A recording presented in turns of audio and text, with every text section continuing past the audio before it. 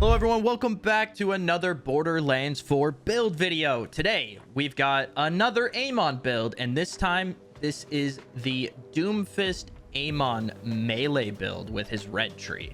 This has taken me a couple of days to really fine-tune and figure out, but I think I've got it to a point where I like it. You can do a lot of damage to bosses in UVH5. You can do incredible mobbing. Let's dive right into the skill tree.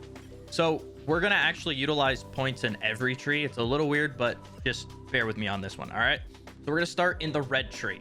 At the top, we're going to put 5 points into what burns within for increased incendiary damage. Then we're going to put 1 point into wield the storm for increased status effect damage and status effect duration. We want this specifically for the status effect duration because that's going to pair with gut punch. Melee damage and ordnance damage have a chance to apply weakness to enemies for a duration. Weakened enemies deal reduced damage and take increased damage. Weakness is affected by a status effect duration and is itself considered a status effect. So you have 60% chance on a melee and 30% chance on ordnance, with enemies dealing 40% less damage and taking 20% more, lasting for 8 seconds. Next, we're going to put 5 points into Tritanium Knuckles. Amon gains increased melee damage and skill damage. I also get 2 points from my class mod, so I get a total of 49% melee damage and 21% skill damage.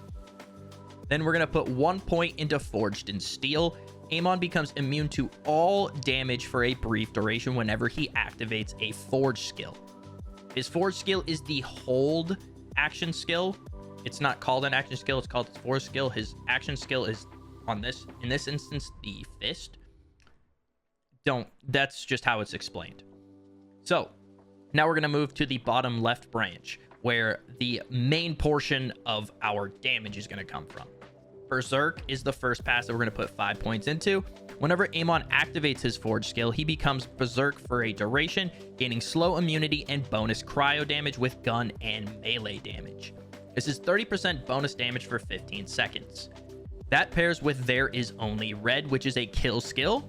Whenever Amon kills an enemy while Berserk is active, partially restore Berserk's duration and increase bonus cryo damage from Berserk. You restore 9 seconds on a kill, you get 60% more bonus damage per kill with a maximum of 600% bonus damage. Now, we're not actually going to be trying to kill bosses in that instance, but when you're mobbing, it's going to be becoming a lot easier to you.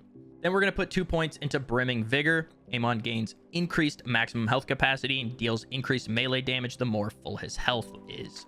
This pairs really nicely with Forged in Steel, especially if you pop that immunity while you are full health.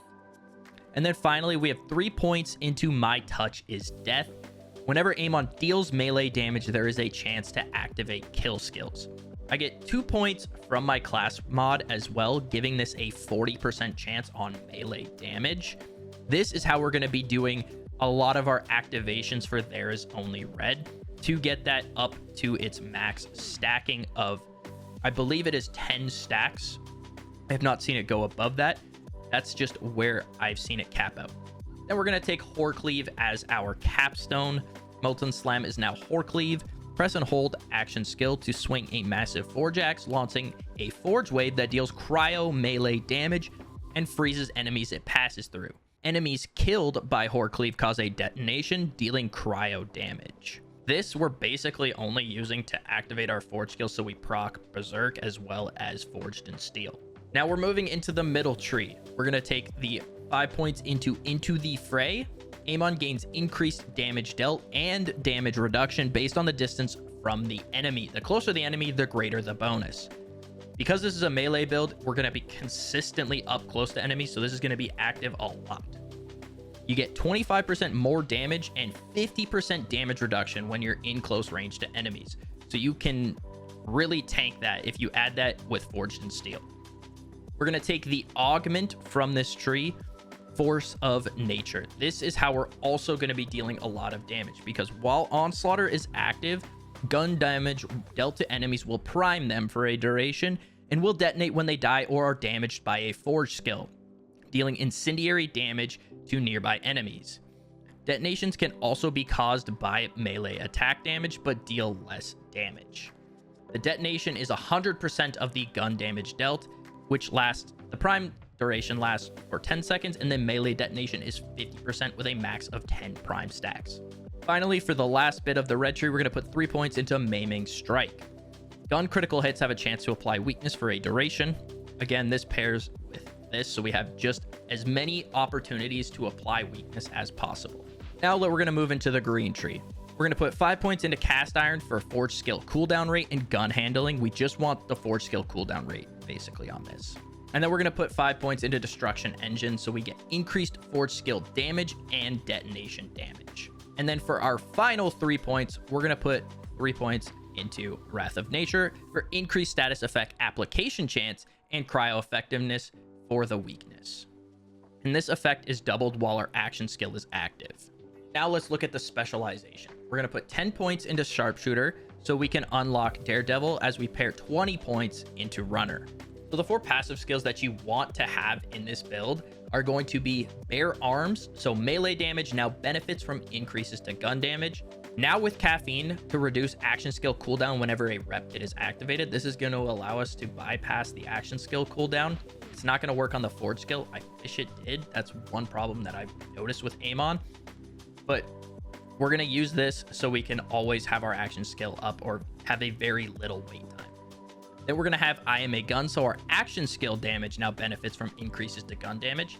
And then I don't have it unlocked, but once I get there, I'm going to be putting a Honed Mind, so action skills gain a chance to critically hit enemies and also gain increased action skill critical hit damage. Moving over into the gear section of the build.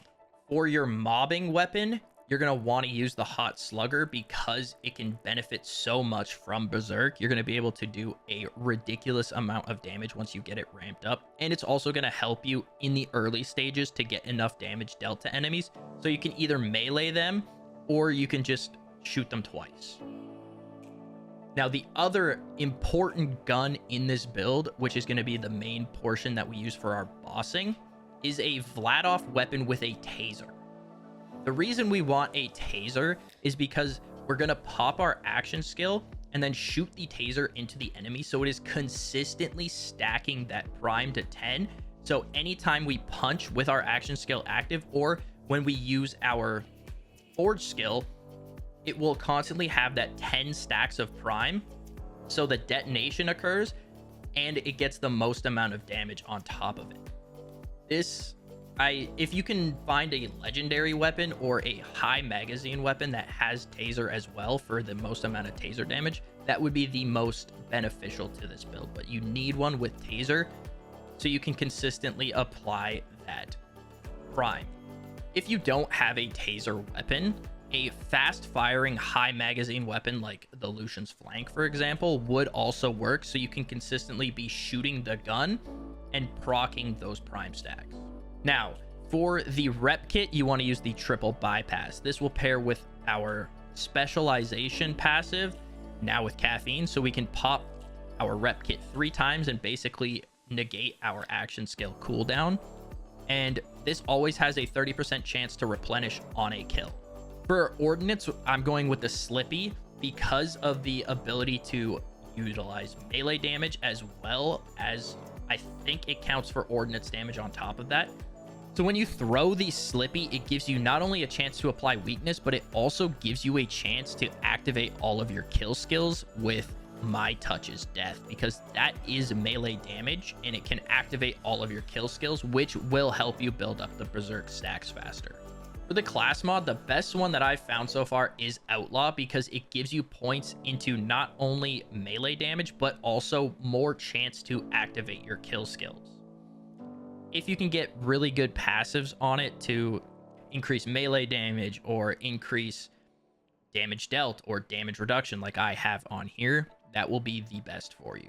For the shield, I've been going with fireworks just to help more with mobbing, and when it gets a kill, it will activate those kill skills. So it's just been the most beneficial to me to pair with this build so I can continuously ramp up that berserk stacks. For the enhancement, I've just been rocking with this Jacob's one that gives you a 20% chance to grant a critical hit on guns with Jacob licensed parts. So if you can get yourself a taser weapon that also has Jacob's parts on it, that would be really, really nice, because then it could benefit from the chance to grant critical hits.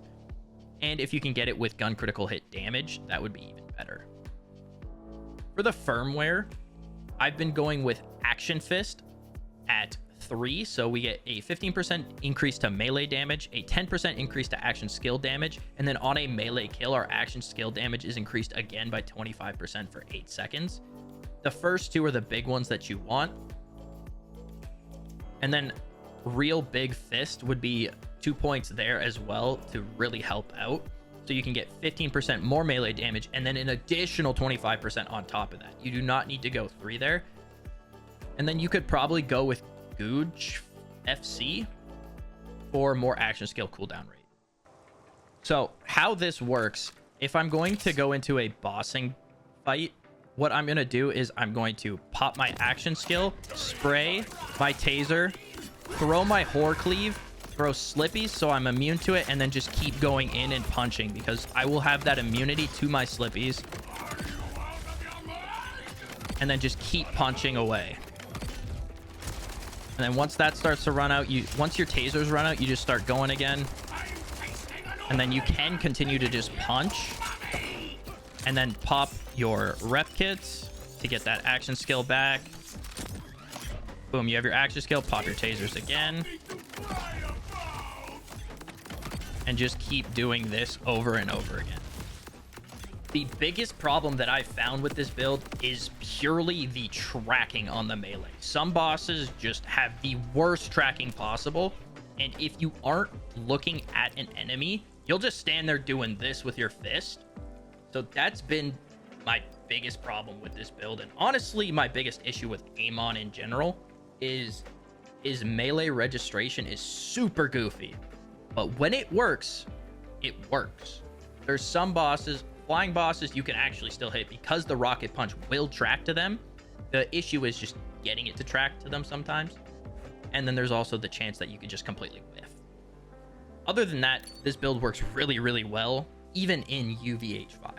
I really, really hope to see some buffs to Amon soon so he can, you know, whether it's just improving the tracking or completely removing the need to have a track with the rocket fist would be fantastic, so I'm not just standing there showing off my fist to the enemy.